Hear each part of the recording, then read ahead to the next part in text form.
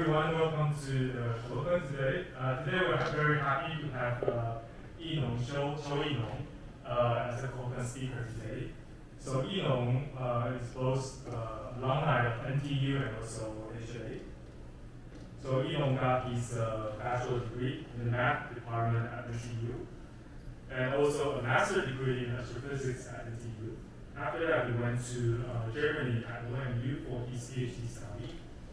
And between 2016 to 2020, he's back as a postdoc at ASIAA. And in 2020 and 2022, he was in China, the TV Lead Institute, the Institute at the Shanghai Jiaotong University as an independent vice fellow. And just recently, this August, he started to as assistant professor in the physics department at National Shandong University.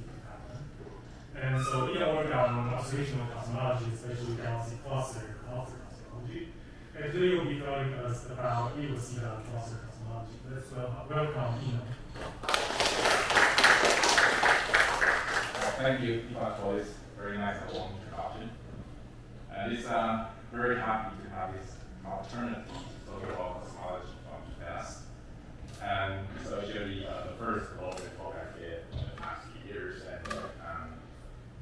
And also it's the first global talk I talked about cosmology from eFEDS. And it's a meaning. A lot of the groundwork of this work has been established during the time I was a postdoc here. So giving this first talk here, it means a lot to me. So this work is in collaboration with Matthias Klein, Joe Moore, Sebastian Bouquet, who are in Germany. And before I started, I can stress more that majority of the groundwork has been also, we have been developed and studied the topic along these in several publications. Especially, I want to mention the couple of Brandis and Klein et al. Paper, which made this work possible.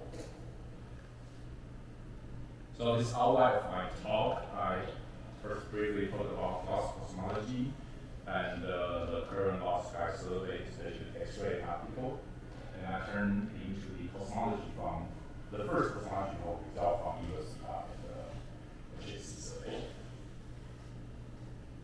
So I'm sure you all familiar with this plot. This is a standard cosmological model. And simply put, our understanding of the universe has led to a consensus picture that we know our universe has been expanding since 42 years ago from Big Bang. And all observational evidence all come to the one very straightforward picture, as our universe can be well described by the so-called flat Lambda-CDM model, in which only 5% of the energy densities vary on matter, and 25% of energy densities is coming from the top-down method of CDM. And actually, the majority of energy density of the universe is the dark energy that we know that's completely beyond our current physical understanding. And among all the phenomena you can see observed from the universe, one of the most interesting, I would say, behavior is that the cosmic expansion at a recent time is actually accelerating, which cannot be explained by any current physics that describe our understanding. So there has been a major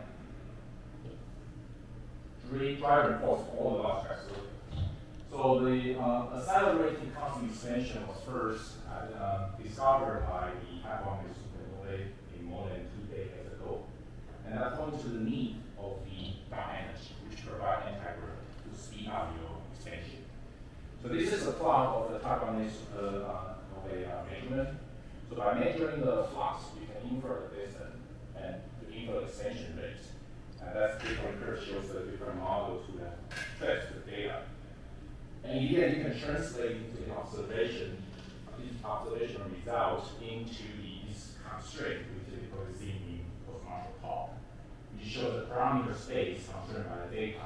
That's in the space of omega and lambda, which is the fraction of the dark energy density in the universe, and versus omega n. So based on this supernovae data alone, as the universe with omega n 100% matter density has a strongly to explain the observational data. So there are things that are many tools to study dark energy, which is very interesting. So the way you approach dark energy is that because dark energy changes the expansion rate of your universe, and through the distance measurement, you can quantify your expansion rate. This is basically just Hubble law. So if you have a distance measurement, then you can directly prove the nature of dark energy. So this is a basic flow chart analysis experiment. So there are many mature ways to do this. One is supernovae, which is a standard candle, usually described. Another one is called BAO, is a baryonic acoustic oscillations, which have a typical intrinsic scale inherent in your structure, in your photon and baryon couple fluid in the early universe. Of course, you know the CMD cosmological data, which is a big picture of cosmology. They lay all the foundation we know about our universe. There's an emergent new tool called siren, standing siren from the vision wave. You can actually hear the event of emergent black hole to infer the distance and to approach energy. So this is I'm sure you're familiar with this simple plot. This is the plot we just saw. Supernova constraint on the omega, lambda, omega, and plane. And with our different approach, you can really precisely determine the energy density of the universe. Not only that, you can also prove the nature of dark energy W, which is the equation state dark energy. And you can see that it's consistent with the -1, meaning that the dark energy can be described by a cosmological concept. But there's another way to prove dark energy other than distance-based method. So we call it work-based method. In this perspective, also cosmology is playing a central role in constraining the volume of observational cosmology. That can be basically seen in this plot that structure formation is very sensitive to the present dark energy. So that's the simulation what you can see. This universe on the left side, right hand side is the evolution of cosmic structure in a universe with the dark energy. On the bottom shows the same plot but without the dark energy. So clearly you can see that the structure formation is much slower in the universe with the dark energy compared to the Einstein signal, which is exponentially more. So by studying this pool of the structure at different atoms, you can constrain the nature of dark energy. And also this work-based method are absolutely needed to differentiate from nature of the dark energy, or you have wrong theory in gravity. So this work-based method cluster are really important. So cluster are these highly sensitive key for the cosmic structure. And this is how a typical gas cluster look like. So this is a typical cluster like optical image. All the galaxies are the main galaxies here, constituting about 5% of the mass in the total mass of the cluster. And there are another big component or baryonic components from hot plasma, called interplasma medium. The temperature is so hot, so everything inside the potential is ionized and emit X-ray. So we can observe X-ray of the emission of the cluster. So the majority of the component, the majority of the mass of the cluster is actually in dark matter that cannot be seen. And that's the target we want to study.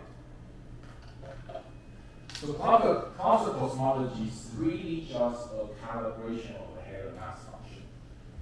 So this is a typical Halo mass function, just give you the predicted number of a cluster in a given body as a function of mass. So cluster cosmology is really just calibrating this Halo mass function. So this blue plot shows the data points on measurement and different curves show the theoretical predictions. And y-axis shows the cumulative number of comments as a function of mass. So based on cluster numbers alone, you can strongly rule out the universe without dark energy and derive the actually constraint cosmological parameter. So cluster cosmology is simply to just counting the number of clusters to infer the cosmological parameter. So this is a state-of-the-art constraint form, I would say, from cluster cosmology. So this is should focus just on the blue contours, which is cluster number count by just using 300 each cluster or the 2500 square degree, detected by the SROS survey. And it's really concerned the parameter, for example, neutrino masses, sigma 8, which is the amplitude of the clustering scale, clustering, halo clustering, and the omega n, the mean fraction of the mathematical threshold. Interestingly, it's also the Gaussian energy equation of the same value. You can put constraint W with this precision going forward. And I would also want to emphasize that the red control is the all-star CME constraint. So just using the small area and the little more than 300 cluster, you can be really comparable and be compatible to CME. So it's really promising to study cosmology using cluster. So we are entering into the precision cosmology era. So I don't need to care about this equation, but let's just say in classical cosmology, you want to calibrate the halo mass function here. So we need a 3 ingredient to do classical cosmology. One is, of course, you need an accident theoretical prediction given the halo mass to predict the halo mass function. But remember, one of the key things that we don't actually observe the mass of the cluster. Instead, because majority of the mass cluster cannot see without measure. Instead, we observe a observable. So we need a connection between observable to the underlying mass, as we call observable-to-mass-and-redshift. And to do this, you need a weak lensing mass calibration to calibrate this ratio. And again, of course, you need a very large sample. You want high statistics. And you need to understand the way you select the cluster into your sample. So this is 3 ingredients to do cluster cosmology. Over the last 2 decades, actually data when I was a PhD student, about 2012, there's really no compelling. We have known that the cluster cosmology is powerful, but back in 2012, there's really no compelling concern on this for cluster cosmology. So later until SPT came online, I have a chance to firsthand witness this worrying of this field. So that in the last 2 decades, people have put a lot of effort in these 3 ingredients. The first is the sample and selection. This plot you see is the different contour here. It shows the different cluster cosmological constraint from previous work. With upcoming eROSITA all-sky survey, you can really shrink the constraint from a few percent, 10% precision to a level of 1 or 2%. So we can really do a precision cosmology.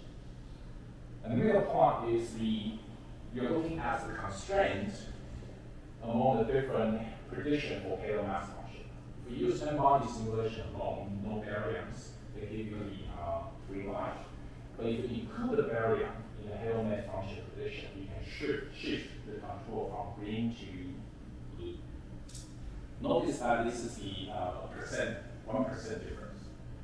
So in the future, we are going to deal with the percentage system out. And the third one is the accurate mass calibration to connect your observable to mass. So this again, the different control here. This shows, for example, this is sigma n versus sigma 8 versus n. So if you will see our all-sky survey without the accurate mass information from lensing, you did the original. But with the better lensing data, for example, ongoing HAC survey, you can shrink the contour from orange to green. With future space based quick lensing, you can further shrink the contour. So this plot just demonstrates that the accurate mass determination is very important to do cluster cosmology. And all these ingredients all up to need for large sky survey and simulation, but it is not only focused on the surveys. So there are multiple ways there are a lot of ongoing large sky survey in multiple wavelengths to construct the cluster sample. I would say most interesting and powerful cluster surveys so far is it is a scientific depth survey. So basically looking for the shadow, CMB shadow cast by cluster on the sky. And you can identify this signature of the CMB map and look for identify galaxy cluster. So in this way, you can really construct a cluster sample out to a very, very high redshift because you're looking at the background, CMB background. So you can get a redshift independent sample. But another unique sample for unique feature for AZ survey is that it's a really mass independent. So very clean. Nearly doesn't have any contamination to AZ sample. So you can really have a comfortable sample to start with to do cosmology. And I also want to draw your attention to the number of clusters you have. Because you're looking at very high mass n, so inevitably your sample will be very small. Typically, every 5 degrees, you will find only one cluster you can see. So this is a very the small sample you are looking at compared to optical cluster survey. So in optical, you can identify a cluster by simply looking for overdensity of your galaxy or red galaxy. And in this way, this plot shows the color and the magnitude diagram. In the cluster field, that's over excess of the population in this plane. So you can identify a cluster. And you can lead to this bond to measure the richness, which is the number of galaxies you have in the cluster, and plot these versus the richness versus redshift. This is from figure taken from the dynamic survey Y1 data. And on a 1500 square degree, we expect something like 7K clusters. So you can give a lot of numbers, a lot of number of clusters compared to this. It's also the cheapest way to find this cluster because optical survey are much cheaper than other wavelengths. The third way to find a cluster is to use the X-ray survey. Simply put, just look at X-ray image, look for the extended source of X-ray emission, and you can find a galaxy cluster.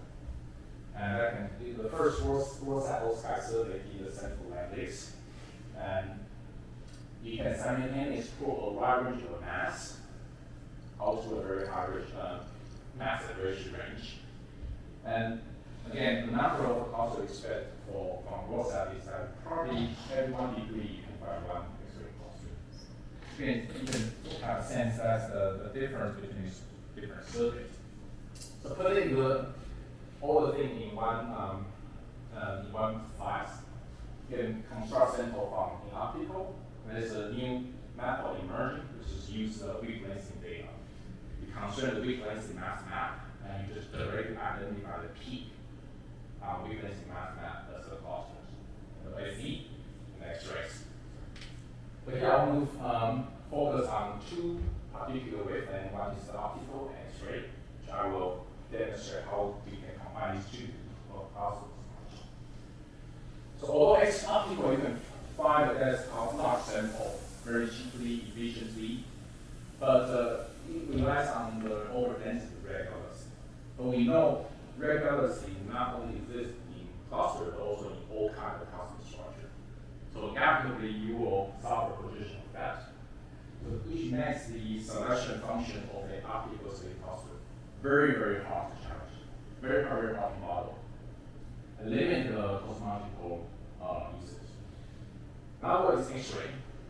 Although you can simultaneously pull a wide range of luminosity or mass over a wide range of redshift, but at the same end, the X-ray image has a difficulty to differentiate its end source from a point source. So at some point, you cannot differentiate whether this is a cluster or point source. Therefore, in the same end, the cluster capital established in X-ray will have contamination due to point source. That will make your selection very complicated. So, in the survey, remember, we will not rely on, we should not rely on only one survey. We should combine all the different surveys. So this talk, I want to talk about the combination between X-ray and optical survey. So we started from X-ray survey. We give you a large sample, no position effect, although with contamination. But with optical image and optical confirmation from optical survey, we can remove such contamination to derive a large clean sample at the same time with a strong selection in X-ray optical. Now we know how to model, as described in previous arrow. So this is basically how the optical confirmation works in X-ray selected sample.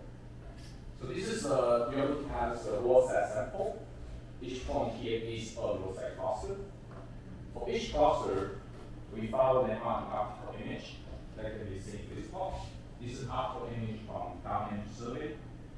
So given the X-ray candidates, we look for the sample, we look at the sample position optical image and to identify confirmed cluster, X-ray clusters. We screen through all the possible redshift and measure the richness, number of galaxies at such redshift. So for this cluster, we construct a richness distribution as a function of cluster redshift. And we see this cluster is mostly likely at the redshift 8 with the richness of 20. And we do this measurement. And repeat all the things for all the X-ray clusters. We can construct this plot. Not only to that, we can compare this richness redshift distribution to that in the random field. So we can quantify what is the probability of observing such an optical system in such redshift in the random field. You can think of this as a contamination in your optical confirmation. So we can require this kind of optical contamination to be very low. That's the p-value smaller than 5% to reject that these candidates actually random superposition in the random field. And we apply the richness dependent comp to discuss any contamination here. So we can lead to a clean X-ray, but optically confirmed sample. That can be done, has been done by first all-sky all-side survey. This is X-ray mass processing luminosity or flux as a function of redshift. And they are color-coded by richness. So by applying a redshift-dependent richness comp, you can clean up the sample. So combination of raw set and DES give you the largest X-ray selected sample with a contamination less than 5%. This is cosmologically useful sample. So, and then I'll bring you to the applications to the latest eROSITA survey and the HSE survey tools you all know about. In case you're not, this is the first eROSITA all-sky map that has been already scanned through 5 times the all-sky map. So this is the first part of this all-sky map at eROSITA. It will get also the deepest X-ray survey in our end. Before the all-sky survey, there's a small survey has been carried out called eROSITA Final Equatorial Depth Survey, or eFEDS for short. So it's 140 square degree. This is not that small, and you will reach the expected depth of final depth of the eROSITA at the equatorial region. And this is the data how it looks like. And you can see there's a lot of point source or clusters. This is how typical X-ray image eROSITA look like. And this is the corresponding optical image from HSE. So cluster type can be constructed in this map. More 140 square degree, the X-ray selected cluster title has 542 clusters. They are selected by 3 criteria in X-ray selection, which is detection likelihood. You can think of this as a signal to noise ratio of your measurement.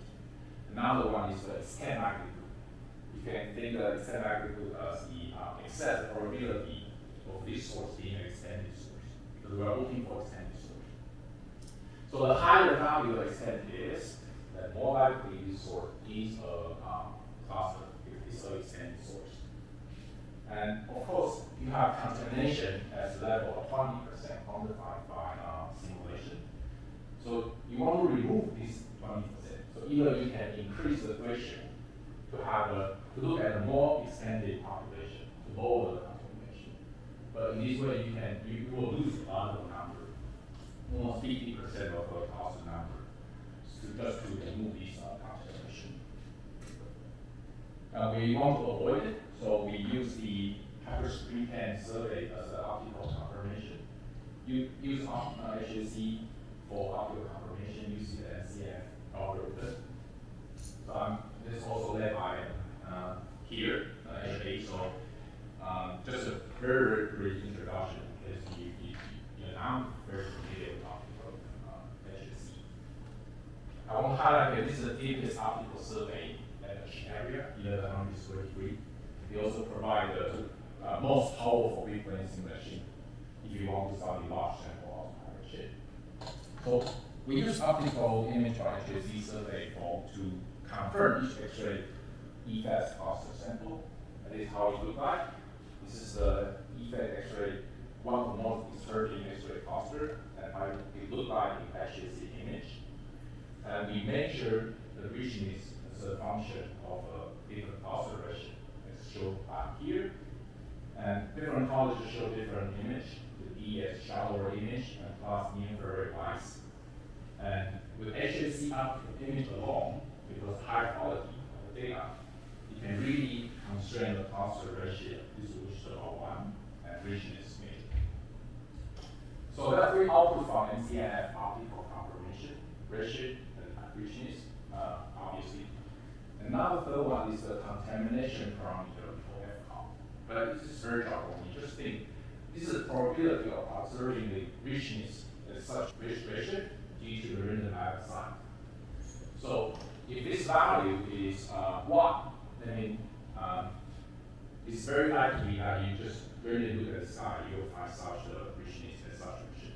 So in principle, the lower value is the higher or pure sample you will get. So this is the final cosmological sample we construct in eFEDS. It's again joint X-ray optically selected sample. In X-ray, it's just typical eROSITA selection. But in optical, we require that contamination to be below 30%. So you have only 30% chance to observe such system in optical in the random direction. And it will be translated into the ratio-dependent calculations. So if you look at X-ray alone, you don't have optical data. You are looking at X-ray count rates versus ratio. And across here are the systems which are contaminated. The system will be discovered. So in X-ray data alone, you cannot differentiate. It is not obvious how you can discover this rate process. So with optical, you measure the optical richness and ratio. So you can apply the ratio-dependent richness curve to dissolve these contaminants. And in this way, just by discarding less than 100 cluster from 500 each to 455, you can reduce the contamination from 20% in X-ray alone to 6% in joint selection. Yes. So in this process, do you account for the clusters that are contaminated by verified agent in the center? So you are missing in the X-ray detection, but actually they are detected in optical. Let's not account for this. This step, but later we found X-ray selection that is accounted for. So this started, that's a good question, started from X-ray alone and on top of that. So if there's a cost originally missing X-ray, we will not see that. So, this is the data for HSC. That's right. So you throw away the data not for. So that's a good question. I did not mention that. So this footprint, eFEDS footprint 140 degree, about 90% has been covered by HSC. The remaining percent will be covered. Remaining footprint is covered by email. So either we have an optical for all the sources. Oh, actually. So once we have a sample, we want to perform a full model to the data. So remember, we are going to calibrate the halo mass function. So given this cosmological parameter, we do the halo mass function, but we don't observe mass. We observe observable. In this case, it's X-ray flux and richness. So this will be, through the observable-to-mass ratio, will be a multi-dimensional distribution. This is extra observable and richness, and we fit the distribution to the observed distribution of the data. But listen, on top of that, we also need to, we only determine the shape of the halo mass function, but not absolute scale. To fit the absolute mass scale, you need additional weak length information. You want to calibrate what is the weak length signal or mass for a given observer. That's what we call, that's where the absolute mass information comes in. So the whole model consists of two parts. Just forget about the question. What is the number contact? We want to compare the number distribution. Another one is you want not only that, we also want to constrain absolute mass scale to anchor your CYA. So for number contact, this work has been done in the paper in Chiu 22. This work has new. The new thing about this work is that we model in the number contact, we model the selection in the completeness. So I will go to that briefly. So one of the main tasks is to connect, in cosmology, is to connect your mass to the observable. That's to the observer-to-mass relation. In optical, we know how to do it because this optical to mass relation is well studied and well known. And so we can do that. The X-ray, we select X-ray using the very complex and X-ray solution observable. You just saw the intentionality, they are very hard to characterize, and the relation with the underlying mass is unknown. So in X-ray selection function, it's typically very hard to model. You have to run simulation. But this way, in this work, I use the X-ray time rate, which is a flux, X-ray flux. But flux to mass is relations physically intuitive and well understood and studied before. So we connect the mass to the X-ray flux time rate. And the remaining task to do is to connect your X-ray time rates to the X-ray solution observable. Please then we model the X-ray solution as a whole, as the completeness in terms of time rate. So the remaining task to do is to model the X-ray completeness in terms of time rate. And that is the X-ray that accounted for the X-ray selection. So about this modeling, so how it works, how to model X-ray completeness.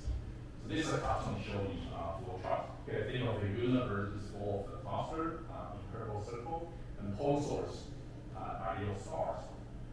Through the eROSITA, you want to classify these two populations into the extended source category, cluster, and point source category, EGN.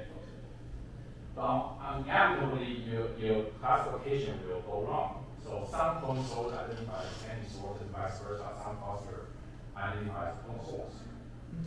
So we want to measure the completeness of the sample in terms of X-ray properties coverage. But we cannot do this because the X-ray measurements for the cluster in the point source category are not the same as X-ray measurement in cluster in extended source. Because the major X-ray measurement done in the point source category is in the point source mode.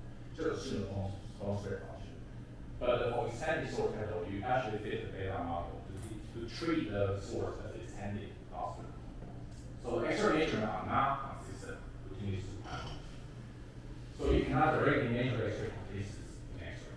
But however, by applying uniform optical confirmation, you basically uniform assign, you measure the optical region for all the source in the these two categories. So by richness measurement, you can apply the ratio dependent richness and discard your point source from the cluster category. They give you an optical plane from the sample with a contamination 6%, we know that. And on the other hand, you just need to quantify your completeness or your excess of optical richness in this point source category. In this way, you can measure the completeness in terms of richness conduct. So with input of a richness to mass relation, we know how to quantify that. You can convert the richness completeness to the X-ray completeness. they complete the test. So this is one of the key novelty in this work. So this is whereas here you are seeing the optical richness as X-ray convex. So this observed X-ray richness of conversation. You need to convert the richness completely to that X-ray. So again, we'll describe how low knowledge dependence. We can already quantify that in the data. And that shows the measurement of X-ray completeness in black holes. So different points here is that we can repeat the same thing on simulation with X-ray alone. So as I mentioned, that X-ray measurement are biased in the point source pattern. So if you, without accounting for this kind of bias in simulation, we'll divide the gray process here, which is simulating bias to our lambda richness inferred completeness.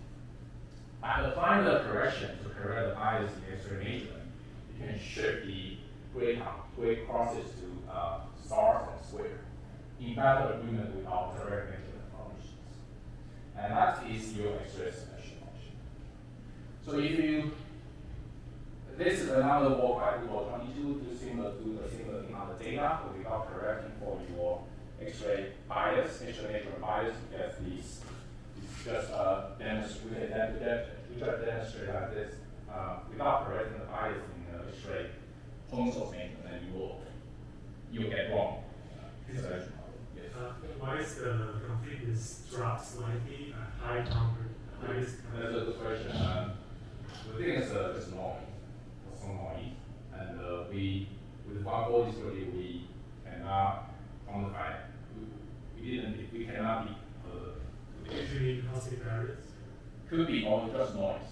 It's actually maybe 1 sigma little below the 1. So we notice that it's a very, very high boundary, meaning a very high mass cluster. We just don't have enough. It's just being maintained cluster for one fold, so we cannot constrain that. Okay. So thank you. So this is another comparison. The black holes here you see is the same measurement, richness inferred and completeness. And we also compare with the self-calibration results, meaning that you assume certain mass for cluster, and you ask what is the completion you require to explain the distribution of the data in observable space. That's in the different lines here. So we split the sample. The four samples in blue, and the split sample in high ratio, low ratio, and high ratio. The high extent sample. You can see that this all agree very well with our direct measurement. So that means that our X-ray, this is strong evidence that our X-ray measurements.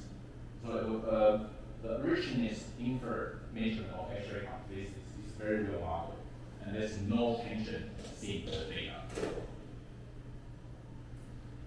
Okay, so I want to turn the attention to the inconsistency we discovered in the data in simulation. We'll start from the left-hand side. This is the extent distribution. Extent is you can think of the likelihood of that source being an extended source. And this is a different part that I want to stress here. Is low extent roughly 10, you have a turnover. Meaning at low extent, you have a drop in your population. But it's not seen in the simulations. The blue curve is the data of eFEDS. But you want end-to-end simulation, you want the same pipeline of simulation, you have a source. The extent distribution does not have a turnover in the simulation. So that means that there's a deficit seen in the low extent and the data. It's also seen in the eROSITA simulations. So what does that mean? Low extent likelihood means that the low signal-to-noise ratio in the com rate. And low signal-to-noise ratio in the com rate means the cluster are faint. So the cluster are faint. Faint cluster in X-ray means low mass cluster. So it could be the low mass and that's incomplete physics implemented in a simulation or some other thing we understand and low mass. So in this work, we also propose to reconcile this discrepancy. So previously, the student X-ray flux or com rate to the mass relation is a strict law. and that has been assumed in the last few decades. So what if we have broken power law? That means that the non-traditional physics at the group scale, low mass scale, actually alter this relation in a broken power law. Like the fixed mass, your flux actually will be faster compared to the massive cluster. So that's what we introduced. So if you do this, you can lower the number of clusters in the low thing and hence lower the number at the low segment. And I will show the result later, but just quickly go through the. Now we have the two components. One is the number of magnitude, y, and another one is the lensing calibration. I won't go to that detail, but we follow the same analysis in the previous paper. We quantify the member combination, and follow the bias, the center, etc. And we can really, with lensing alone, we can really quantify, describe the data very well. These data points are the lensing silicon with a cascade model. You can see a different sample, different redshift range. We can describe the frequency data very well. So we model frequency together with abundance. So this is really self-consistent in one go. It's not just separate analysis. It's in one go. So I will just have remaining time go through the results. One is the comparison of frequency mass with calibration alone. Remember, we need to calibrate abundance and frequency. For frequency alone, we need to calibrate the scaling relation, which connects your observable X-ray flux to the underlying mass, as characterized by these 5 parameters. But here I always emphasize is that if you include a broken power law in the weak lensing, that data do not prefer any broken power law that we see here. That's one relation, and your contour is consistent with the no broken power law. For weak lensing alone, we do not see any symmetry of broken power law. This is abundance alone analysis, or go to abundance. You can see that we split the sample to lower shift, higher shift, and high extent sample, more extent source, less sample. But abundance here, abundance versus sigma A versus omega n is insensitive to the sample choice. So that means the cosmological constraint on the self-calibration abundance alone are consistent. And we now turn to the comparison of the boundary relation between the weak lensing and the number count. So first we fix cosmology. We constrain the weak lensing to get the boundary relation, that's the yellow. And on the other hand, we also fix cosmology and we ask what is the boundary division do I require to explain data, that's in green. So the bottom line side is very consistency C in the yellow and the green contour. So that implies that there's no strong tension between weak lensing data and the number count. So everything is fit together. There's no strong tension.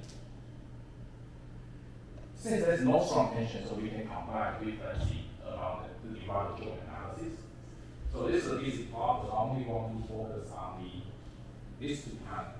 The black curve here is the parameter inferred from the measurement of X-ray measurement. So measurement of X-ray completeness. On self-calibration alone, the constraint, weak lensing constraint, give a consistency constraint, a result on the X-ray completeness. So that means that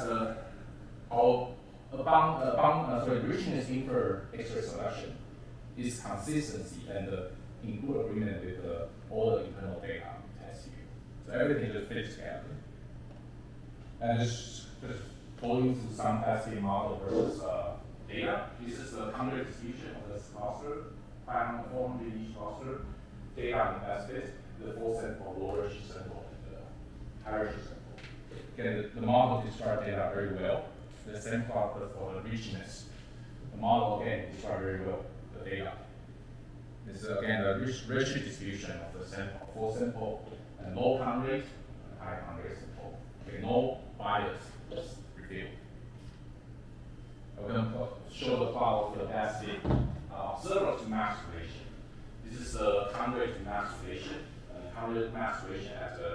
redshift, normalized as this depth to mass as a function of redshift, and this is richness to mass and richness to redshift relation.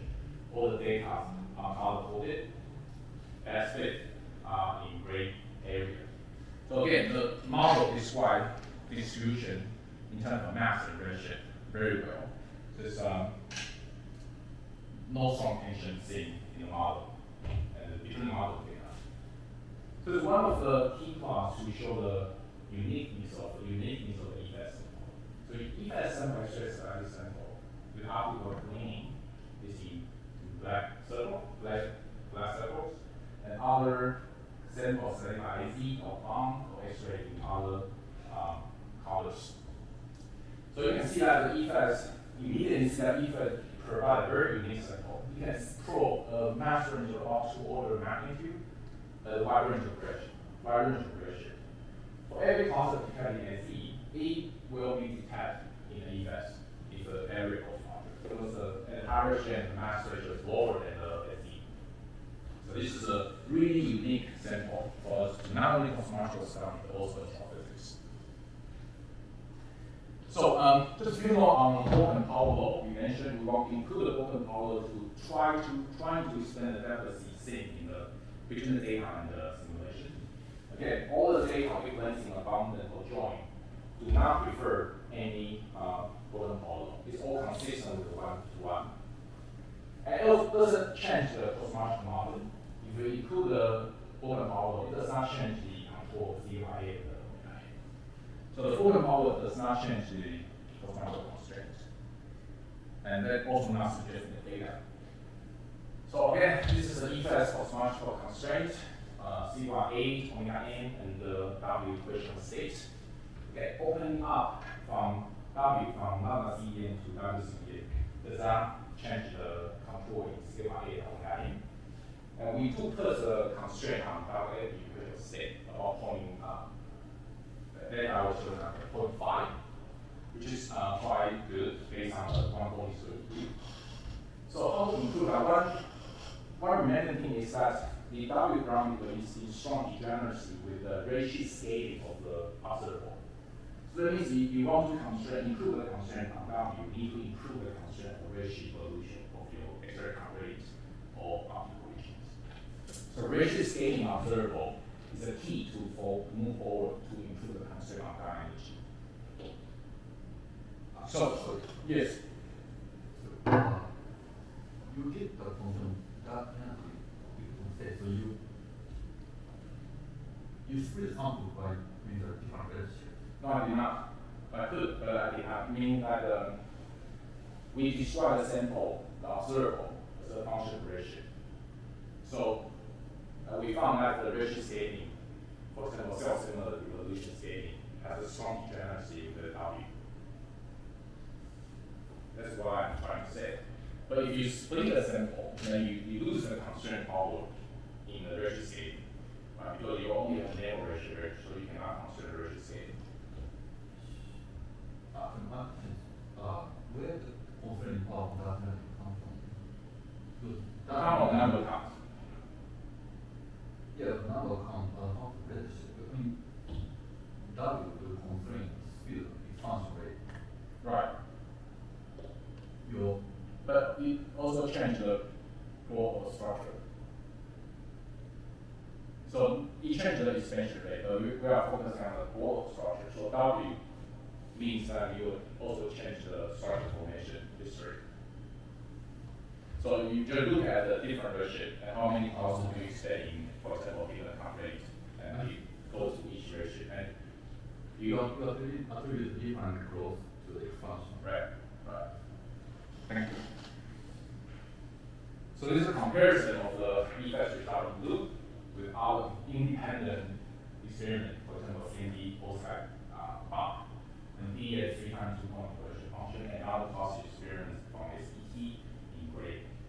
So the number of constraints are here, but the important thing is that given the 140 degree, very small area, that give almost comparable result to other OSI, so they all large area, and the consistency is at level 1.2.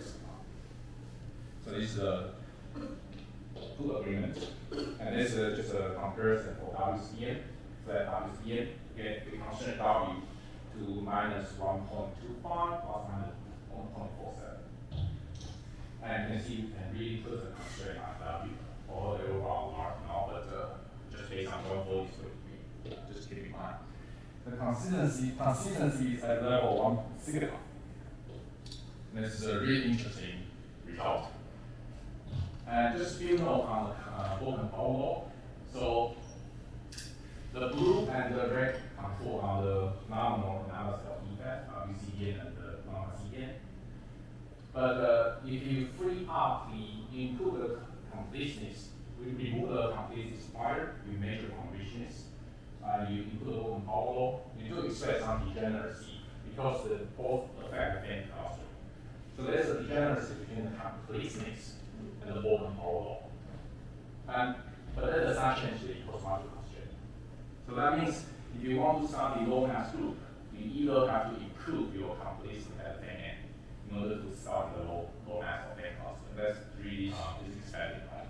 Because faint clusters are faint, so the nodes are low, so you need to improve your selection. Next thing you will ask is, what if we fix the completeness? Let's say we have a perfect knowledge of X-ray selection, and we fix the X-ray completeness. They give you the yellow tool, and you cannot tell the difference between the result without fixing the completeness. So that means the current cosmological constraint is not limited by the precision of the X-ray selection. So it's limited by the number of clusters we have. Okay, this is I just to my conclusion. Just quickly go to take-home message for comments. So this is the first cosmological constraint from eROSITA cluster, and the reason why we can deliver eROSITA first cosmological constraint is because this is enabled by Hyper Suprime-Cam survey, also led by NCKU.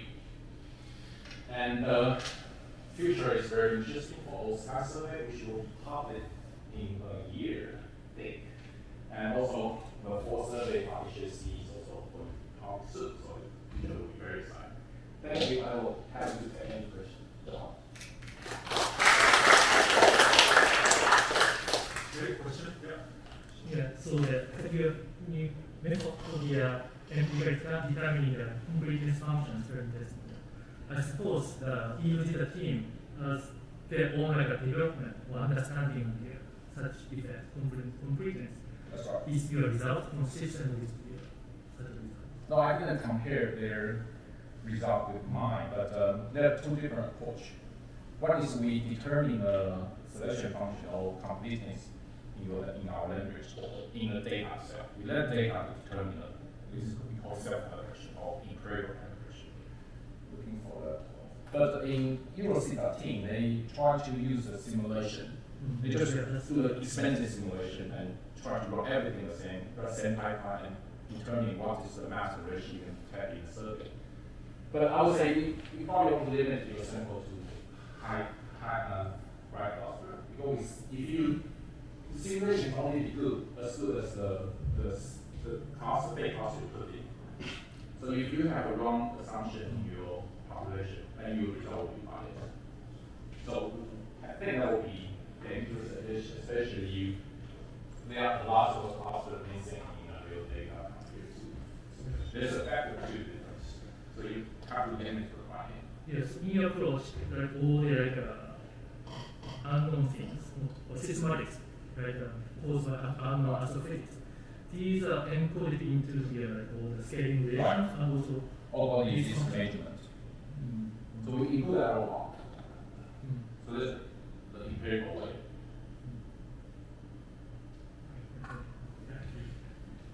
That the comment you made that there is no evidence for a Book-and-Powell law, but there is evidence for a lack of low. That's right. But these two statements isn't it contradictory? I will put it as a comment. I will put it as we don't see any evidence for Book-and-Powell law, though we see that means Book-and-Powell law cannot explain the discrepancies.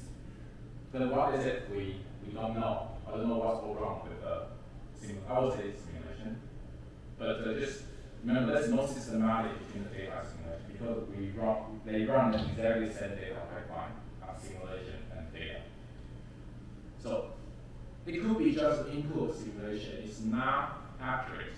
And it's not accurate distribution to the data. So that we don't know why it is better. But could it be part of the way you analyze your data? Because you see the deficit. So if in your model this feeds back into the, it seems to me like your model is kind of calibrated against the simulations and then you're insensitive to the deficit. Mm-hmm. But That's right. I mean, in principle at least, one could think of trying to build this information into the power. I mean, it doesn't look like it affect anything anyways, but just for this particular point, one presumably could think of some way of including this information in the fit as well. That could be. We think one way. We think that could be a model, but at that time we don't know whether it can be explained data because we are blinded. So we just put it in the figure. But if the data require golden model, it will show up. We did it as well. So it could be other thing. Maybe the sample we observing the data raw or inconsistent with the simulation inputs. But those questions we don't know why it is. We still cannot figure it out why. Can I follow up on this particular question? So, do you find a different slope of the calibrate versus mass prediction than the simulation? By construction, we shouldn't because we know the slope. We fix the slope we want to put into the simulation. So, by construction, after the data and analysis, we should recover the improved slope. So the way we create the simulation is to give an embodied halo and homogeneous mass, and we assume some auto-emulation with slope and ratio scaling, and we assign a luminosity measurement for each phase cluster, and we simulate 4 times on the map, including some 6 instrumental image, and we run data pipeline to create a fake cluster model. So if we run our analysis, it will count everything right. We should recover the inputs of the luminosity. Is that answer your question? But you're treating you treat the slope as a free parameter That's for right. NCKU, right? So you couldn't possibly also fit that entire chain into the form of the image simulation. We could, but we didn't do that because there are some also different in the simulation. We don't have optical data, so I cannot just use the simulated cluster error into my analysis pipeline because they don't have the optical data. But in X-ray alone, I think we should recover the input. For example, the data constraint solved in 1.8, but when creating a simulation pattern, we put something like 2 on the literature. Okay, so which I thought could lead to the discrepancy. Could be.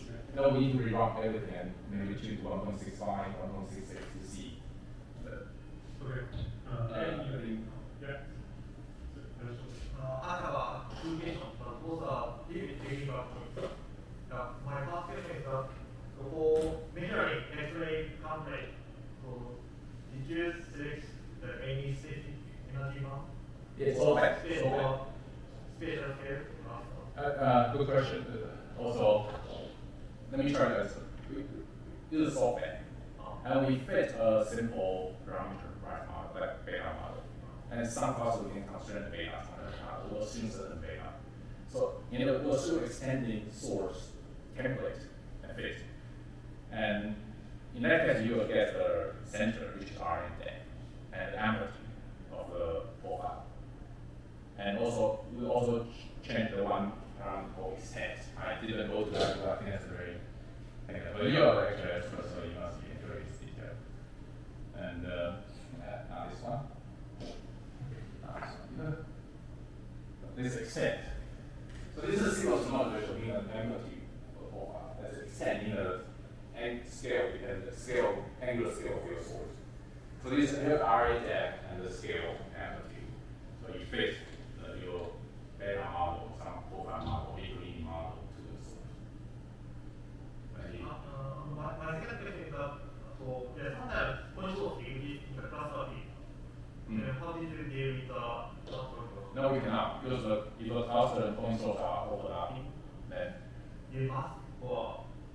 depending on the good question, if the cluster is large, at redshift 0.1, then you can see all the points already masked out. But for cluster at beyond redshift 0.5, it's very hard to determine whether it's a point source or cluster. So sometimes you have a random access position. It could be just all the things together in the point source pattern or cluster pattern. So that's why at the same end you have a confusion, contamination. Okay. You mentioned the degeneracy between the W parameter and the redshift ability. Yeah. So in this context, so do you think jointly including the weak lensing magnification measurements from the same several data gonna help improving this highly constant, because potentially lensing magnification has an advantage on calibration? I think that's a good question. I think we definitely could improve the lensing constraints. Whether it's good enough to significantly tighten this gap is the open question. Yes, about a lot of Is it challenging to incorporate measurements into the current pipeline? No, I would say you just need the data operator and the prediction for magnification, and you need the the source distribution slope of the source, and you can predict a twin set of the wavelengths, which is the one is the shear and this magnification, and you just do another test for fitting and do that. But I would say maybe it will not change too much. Let me see. The number of times determine the contour. So I think I don't know, but I think it helps. Do you have any last question? Okay, if not, let's thank you.